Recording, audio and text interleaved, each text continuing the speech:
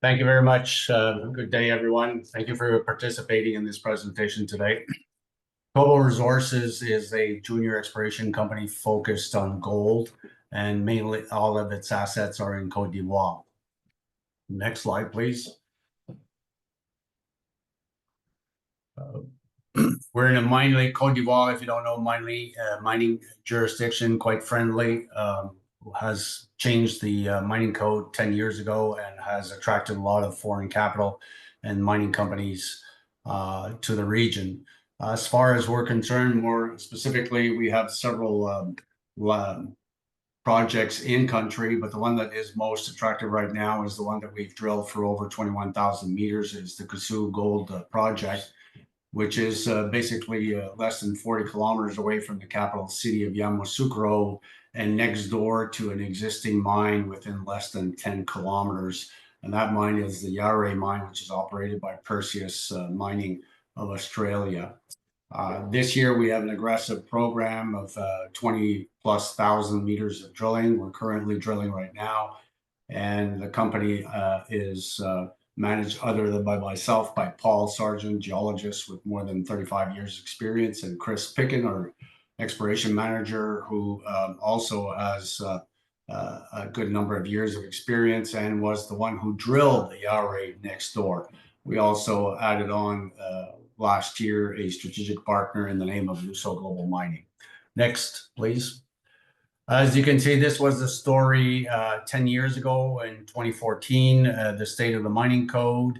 And fast forward 10 years later or plus, this is what has been so attractive in Côte d'Ivoire, is the coming of different companies and lots of ground to be explored, an underexplored region of West Africa, and developing quite handsomely. So they went from 22 tons of gold production 10, 12 years ago to more than 60 tons of gold production now. So you can see that this is a prime hunting ground per se. Next slide. As you can see, this slide represents how fast Côte d'Ivoire has been growing. And that's the direct effect of the changes in the mining code, because the government wanted to make mining the second economic engine after cocoa production. Next, please. These are land packages. We have two fully owned licenses. And the one on the left-hand side is the Kobo project, 100% owned, no royalties. As you can see, the blue box is right close to Perseus. In the middle is a classified forest, but we're engaging the government this year in order to have access to that, because a lot of the volcanics are found as well in the classified forest. On the east side, we have another license, the Kobo license. That's more grassroots. We've done a mag survey, geophysics interpretation. We're now doing some local geology in some spots that were identified by the geophysicists. The other licenses in the pale are pending applications. We have the Bukanda and the north and south for nearly 700 square kilometers. And we have another division, if you wish, called Kuniboa Mining, 2 pending applications there. Those just went through the mining commission. And we signed early March a earn-in agreement with Nesdave on 2 of its properties. So we're going to be doing some grassroots work this year as well. Next slide, please. Now, focusing on the Kobo project, which is the flagship, like I mentioned earlier, we're doing an aggressive diamond program. Right now, it's about a 4,000 meter program where we are focusing on proving our geological structural model and for future exploration and drilling. So this should be completed within the next 3 to 4 weeks. We've already got about 45% done of that initial target, and then we're going to embark on the higher 20,000+ meter program for the rest of the year, leading up to a first MRE by the end of this year, if not Q1 of next year. Next slide. This gives you a real life snapshot of the license, the Kasuh license. As you can see in the upper right hand corner, the Yare mine site. That's how close we are visually. Next to it, to the right as well, is the power dam. So there's no money to invest in terms of infrastructure. Literally, the power dam is a kilometer away from our license. Road access, we have paved road access all the way to the license, literally, and we can access from the west as well. Our first discovery was made at Road Cut Zone, 18 meters at 4.6 grams per ton. We subsequently discovered a Jagger zone, and the third one was the Katy zone. Jagger has received most of the drilling, I would say just a bit above 50% so far. The second one we've drilled the most is the Road Cut, and the least the Katy zone. So right now we're drilling, and we're going to try to connect Jagger and Road Cut. So if we're successful in connecting those two, this will be a very large combined strength extent of nearly 5 kilometers. And last summer we put on our base camp on site, so we are on the premises 24/7. Next slide. And from here, I'm going to hand it over to Paul to talk to you more about the geology specifically, and I'll come back at the end with the cap table and other matters to be presented. Thank you, Paul. Yeah, thanks, Ted. So I think the thing to point out here, again, Ted's mentioned it, infrastructure from an Africa perspective. I don't think there's a better project out there. We have paved road to the property. There's the mine site next door, the Ure mine site. For those that aren't familiar with the Perseus operation there, it produces about 250,000 ounces a year. But the key thing from us is that that production level starts to drop off in 29, 2030. They'll be depleting their pit. The CMA pit is their main pit here. It's about 1 kilometer in length. And this white line here represents the road that actually connects us. It's about 9.5 kilometers along that road. And all the work we've done on our property has been this very, very upper, small corner up and through here. The CMA pit's about 1 kilometer in length, and you can see these little purple marks. These are our geochem targets. And so these are large targets with great infrastructure next door to a mine that will be depleting its resource. And we feel that's the opportunity that exists for us and our shareholders as we move forward. So I'm just going to focus in on this area now. We'll keep the geology pretty high level.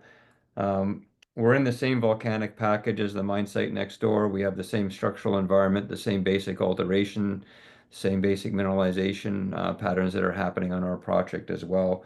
So again, that proximity is real for us. It's not something that is a completely different rock package. We're in the same package of rocks, but these are big geochem targets. So this is the road cut zone. Again, it's about 1.6 kilometers as defined by the geochemistry.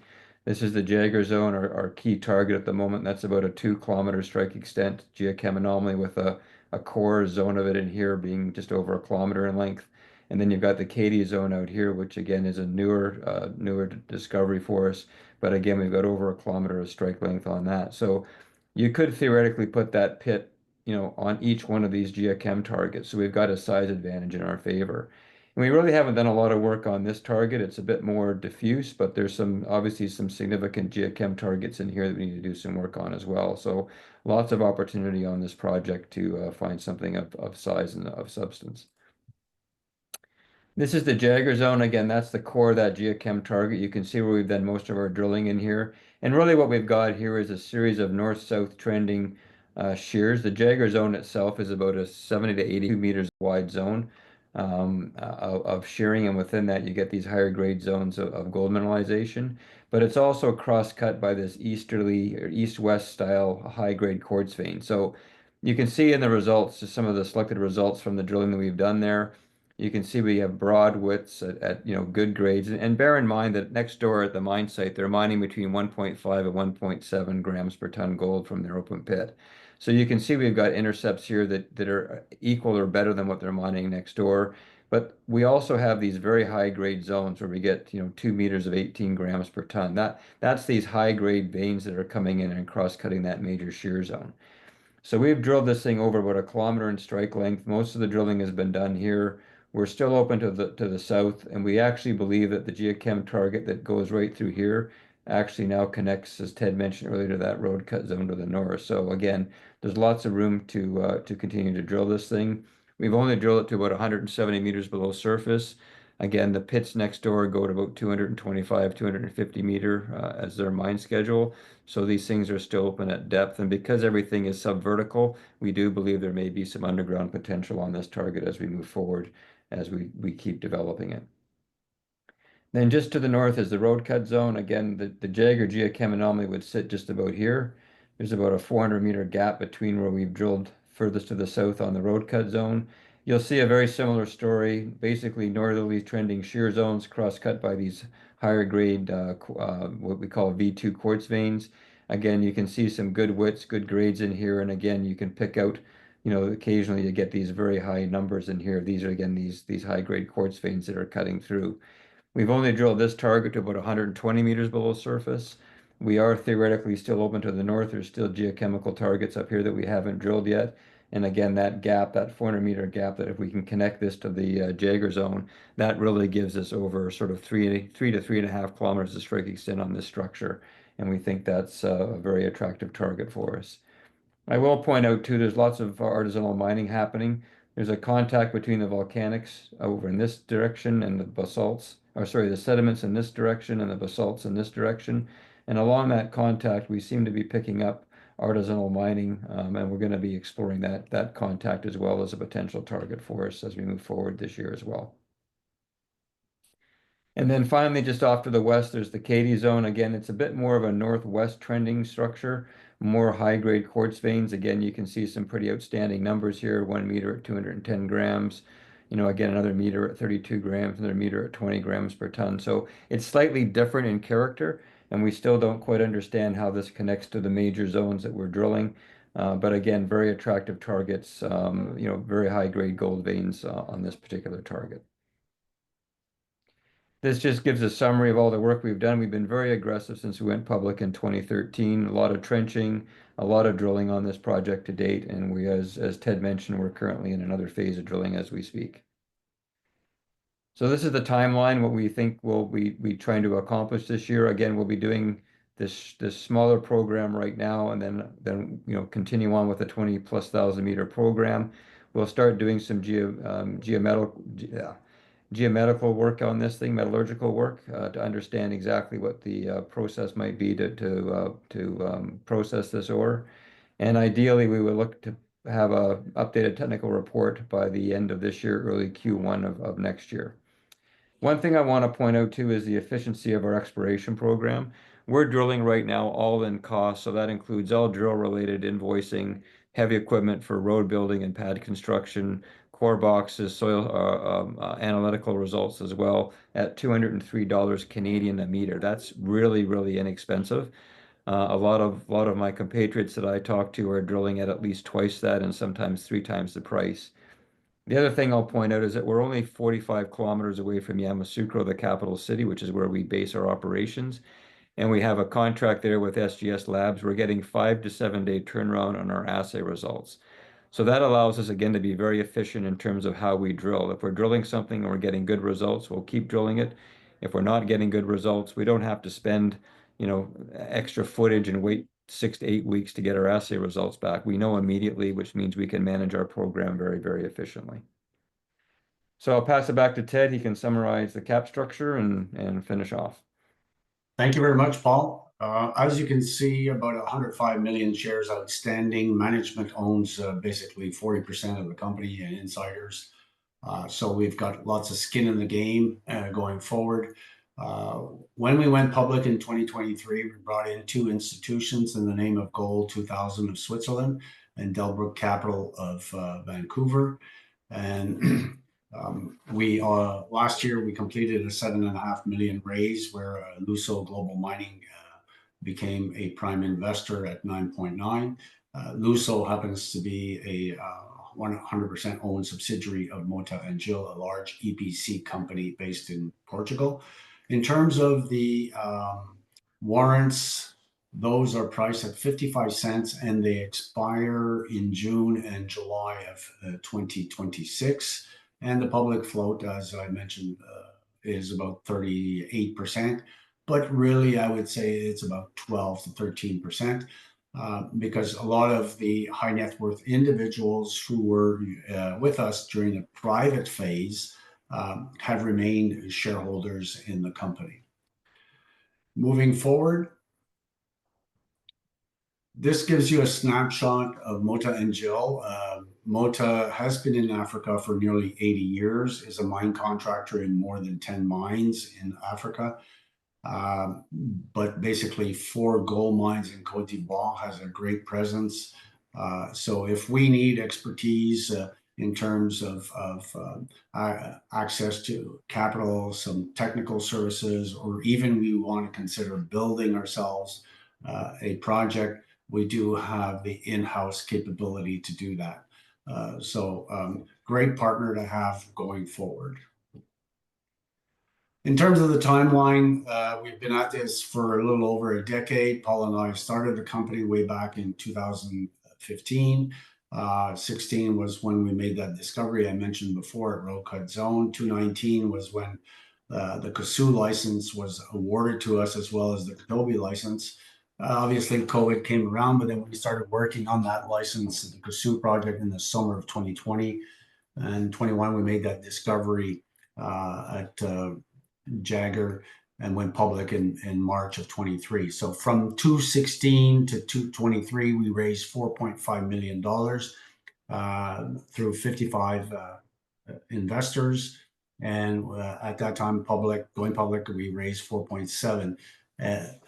By 2023, of the $9+ million we had raised, 3.5 came from geologists and or mine engineers. So that it shows to you it's a testament to the quality of the project and the upside potential in terms of a near-term liquidity event, like we mentioned and what Paul was mentioning before. So obviously 24, we did the additional raise, and now in 25, we are focusing on expanding the resource, are coming to our first MRE at the end of the year, early Q1. Next slide. So basically, COO project is a prime location. No money to invest in terms of infrastructure, like I mentioned before. It's all been done by the neighbor next door. They spent $450 million before pouring their first ounce. If we continue with being successful on our drill results and proving as many ounces as we can in the near short term, anywhere above 1 million+ ounces, we're definitely going to become a prime target for our neighbor, because that mine next door, which will see its production decrease by 2030 from 250 to 110,000 ounces, currently represents right now 60% of the free cash flow of the company. So we assume that this neighbor next door will be interested in keeping that 60% juice coming in for its own shareholders. So I would strongly recommend that you have a very good look at Kobo Resources. There's also a research report that came out on us done by Atrium Research. You can look them up. You can connect on our website as well and find its coordinates. If you don't have it, you can't find it, just connect with us. We'll be glad to forward it to you. In terms of our management and board, highly seasoned people on board with like I mentioned, Chris, Paul, and myself, and our CFO of the board. We've brought on board Brian Scott, formerly with B2Gold. Vivek is a representative of the Mota Group. Jeff Hussey with the Osisko Group of companies. Patrick Gagnon and Frank from the capital markets with lots of experience. So now pretty much ready for questions if you have any.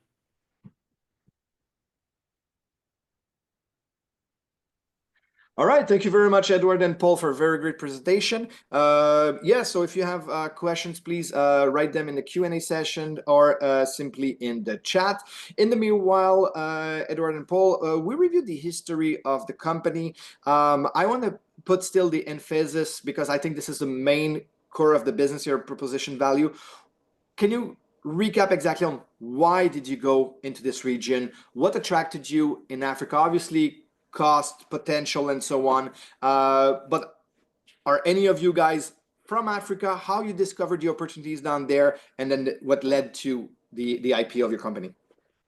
We're not from Africa, but initially I was involved as an attorney-client relationship when there was a small alluvial play that started out, and the licenses that were granted were the first semi-industrial licenses awarded under the new mining code in 2015. So when we started work there with a local partner, that's when we made the discovery of the road cut zone, the 18 meters at 4.6 grams per ton I was talking about. The other thing is, when I sat down with Paul in 2014 and we joined forces, we reckoned that this was an underexplored region of the world with huge potential. Because if you look at the history of Ghana, Mali, Burkina Faso, and the others, lots of exploration, lots of discoveries, but Cote d'Ivoire hosts 35% of the Birimian Formation of West Africa. So there was a huge opportunity, a disconnect, but a huge opportunity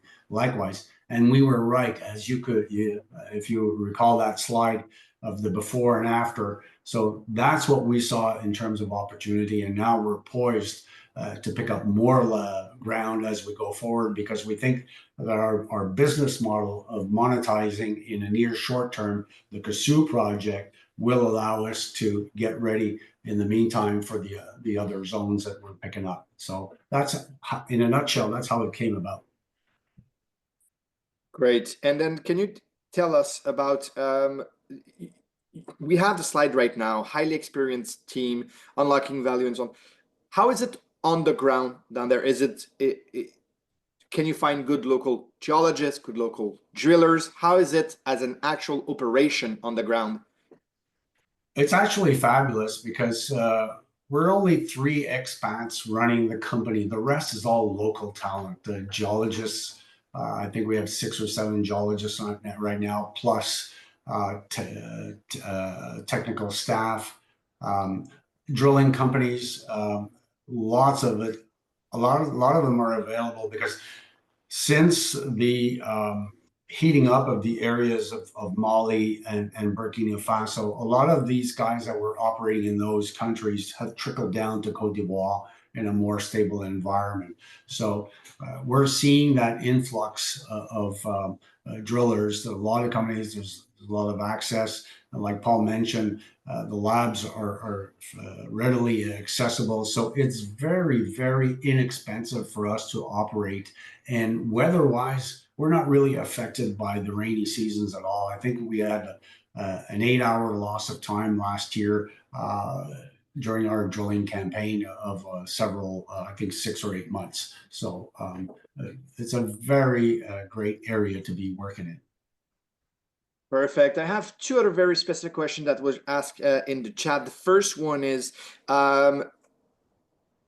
greenstone belt. Sorry. We had presentation earlier from Globex Resources. That's in the Green Belt region. A lot of their claims in the Val-d'Or region, Quebec. Can you tell us of how important it is to be in that exact geological frame, and what does it can mean for the potential of your project? Yeah, I can handle that. Yeah, I mean, basically, it's essentially the same geology as you're getting in, through Ontario, Quebec, the Archean greenstone belts. We're Proterozoic, a little bit younger, but it's the same concept. These are still the same type of belts. These are the most prolific gold-bearing rocks anywhere in the world. And again, as Ted mentioned, the Birimian Formation in West Africa, it produces 99% of the gold deposits in that region. These are big deposits. I mean, you're looking at deposits that are 2, 3, 4, 5 million ounces. This is a classic orogenic style mineralization. So we've got all the right characteristics. We've got the shearing, we've got first, second, third order faults. We've got alteration patterns. We've obviously got a lot of visible gold in our core as we're doing more and more drilling. So it's essentially the same thing, just a different geography. It's very similar again to what you see in South America, that Guyana Shield down there, where they're, again, very similar in terms of opportunity and discovery. So these are the most prolific gold belts that you can find anywhere in the world. Absolutely, and there is obviously history that proves that all over the world, and that the greenstone belts are exactly as you say, kind of same models depending Yeah. on the age, but still carried kind of the same potential. Yeah. That being said, covering the potential of the belt itself, with your early results, you got very promising results. How do you guys mitigate the risk of structural dispersion, of erratic high grades hits? How do you go on to looking into vertical, lateral continuity across zone? How do you do that inside the company Yeah. as an Yeah. operation, as a way to increase value, obviously? Yeah, so again, these are structurally complex deposits, and so that's a critical factor when you're doing exploration. So we did initially start with RC drilling. Okay. We made our initial, tests of our trenching results. When we confirmed those results with the RC drilling, we recognized the structural complexity. We then turned to diamond drilling, which is a little bit more expensive than RC drilling, but the cost benefit of understanding what's happening with your veins, with your shears, it's well worth it. I mean, we're only about a $50-$60 differential per meter, honestly, so it really wasn't that big of a difference. So all the diamond drilling that we've done to date has all been what we call oriented core. So we can actually take that core and orient it in space, and we can actually take real measurements of the quartz veins, the intersections of the shear zones. And that way we're building, and that's what this program we're doing right now is. We're really kind of firming up that structural interpretation. And once we have that and we understand better the plunge of these mineralized shoots within the major shear zones, we'll be able to better target our drilling going forward. So, instead of just drilling on a grid pattern and hitting and missing, hitting and missing, what we're hoping to be able to do in the future when we get into more of a quote unquote drill off stage is actually, drill a long plunge or down plunge and track these zones very accurately as we drill. So that'll give us, again, a better way to understand the structure. It also will hopefully reduce some of our drilling costs and allow us to build a solid geological and resource model in the future. And what I could add to that, Paul, is that we hired as a consultant the structural geologist that spent 7 years at Yare, Dr. Gosselin. So he's been our consultant in terms of structure for the last 2 years. We have him on site on a regular basis to come and look at the core and make sure, that our interps are correct. So we have great, solid advice and experience moving forward. Well, this is great because obviously this is kind of the key to unlock the value of the deposit, understanding the structure, understanding how the fluids came and so on. And so this is great that as an early stage company, you guys are doing that and you're doing that on a daily basis. I talked a lot about the operation. Your operation is obviously in an African country. You're next to other jurisdictions such as Mali, which has seen up and downs in the last year and so on. Can you give us a little more still than what you said about Côte d'Ivoire, about the new mining Code. legal system that came in, the code exactly, and how does that stabilize your operation for the next year and for the next development stages? Well, I mean, if you had gone to Côte d'Ivoire 10 years ago and you would go today, you would be literally flabbergasted by the change. And I mean the positive change. GDP of the country has been more than 6 to 7% on average in the last several years. A lot of money has been invested by the government in terms of road infrastructure, increasing electrification towards its population, putting in place minimal medical programs. They have a major oil find off the coast of 2+ billion barrels of oil and so on. So what the government did 10 years ago was to reckon the fact that they were behind. They needed to catch up compared to their neighbors. And that's what the change in the code allowed them to get, was to make sure that mining was going to be the second economic engine after cocoa production, which is they're the #1 in the world. So this has brought a lot of stability, but it also has brought a lot of money into the company. We're seeing a lot of industrialization happening right now. They're about to start building, if not already started building, a major metro in Abidjan. So you can see that the country is moving forward positively and taking the right action. The other thing that they did was last year they froze the cadastral map, in the sense that a lot of permits or applications have been there for years on. A lot of them have been awarded to locals who don't have access to capital, don't have access to expertise and technical in order to support, a company going forward to develop the license. So they froze that, they cleaned it, and then they reopened it to allow some restaking of those grounds in order to make sure that the permits that they do award, they'll award it to players that are going to be significantly active in the field. The other thing that they've done also is, a few years back, they created a repression squad to control the illegal mining. So that squad went from 50 men to 500 men. So if you have problems on your licenses, you can actually call in and the government and that squad and help you with the control of the illegality that's going on in your permit. So Côte d'Ivoire, if you go back 30, 40 years, was the economic engine of West Africa, and it lost its way going forward. It now has become that economic engine, and the banks at head offices have returned to the country and so on. So it's very, very proactive country, and I'd say it is one of the best to work in. Well, that was a very, very clear explication of the political context down there, obviously, and the mining context. I think this can really reassure potential investors of the real potential that's down there. Obviously, the past is not a guarantee of what will happen in the future, but obviously it looks very, very, very promising. We do have a next presentation coming up in a few minutes with Terry Lynch and Power Metals. He's right now logging onto the system, so we still have a few minutes left, Edouard and Paul, if you do have the time. And I would like to discuss about one more thing also.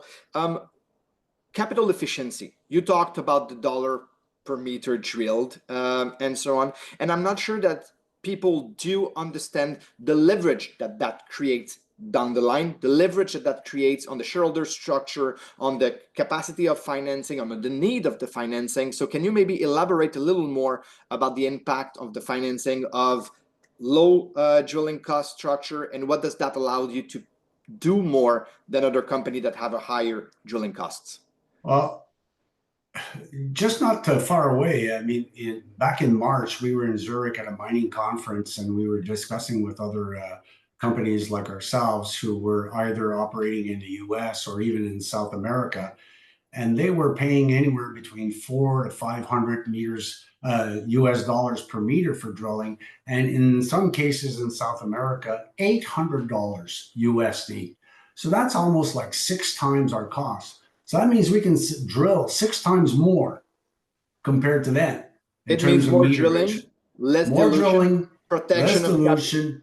Yes, protection of capital, and with the fact that, combined with the fact that the lab is so close and the turnaround time is so short, 5 to 7 days, like Paul mentioned, that allows us to be very efficient in terms of our drill planning, in terms of deciding, okay, we need to stop there now because we're losing money, we're wasting our money, and we need to focus on something else. We don't have to wait 2, 3, 4 months because those results are coming in later. So we're not basically drilling blindfolded, if you wish. We've got a bit more, strategy in that we can input because of those factors.